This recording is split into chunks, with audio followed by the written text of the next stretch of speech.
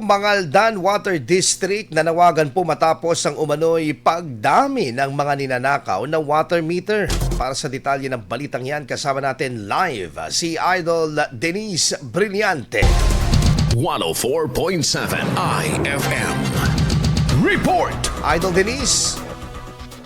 Naglabas ng public advisory ang Mangaldan Water District o MWD kasunod ng umano'y pagdami ng mga insidente ng pagkawala at pagnanakaw ng mga water meter sa iba't ibang bahagi ng bayan.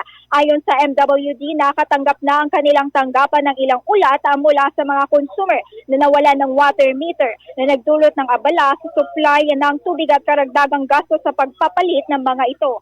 Dahil dito, nawagan ng Water District na sa publiko na agad iulat sa mga Municipal Post Station at kanilang barangay at sa tanggapan ng MWD ang anumang kahina-hinalang aktibidad o insidente ng pagnanakaw upang agad na maaksyonan. Hinikayat din ng ahensya ang mga residente na maging mapagmatsyag at makipagtulungan sa kanilang komunidad upang maiwasan ang pagdami ng ganitong uri ng krimen. Nagpaalala rin ang MWD na labag sa batasang pagbili, pag-iingat o pagbebenta ng mga nakaw na water meter. Sa ilalim ng Presidential Decree No. 16121 Anti-Fencing Law, maaaring managot ang sino mang mapapatunayang bumibili o nakikipagkalakalan ng mga nakaw na kagamitan.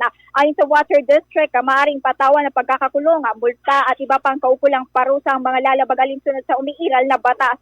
Patuloy ngayong hinihikayat ng Mangaldan Water District ang mga residente na maging mapagmatsyag at agad iulat sa mga otoridad ang mga kahina-hinalang kilos upang mapigilan ang patuloy na umano'y pagnanakaw ng mga water meter sa bayan.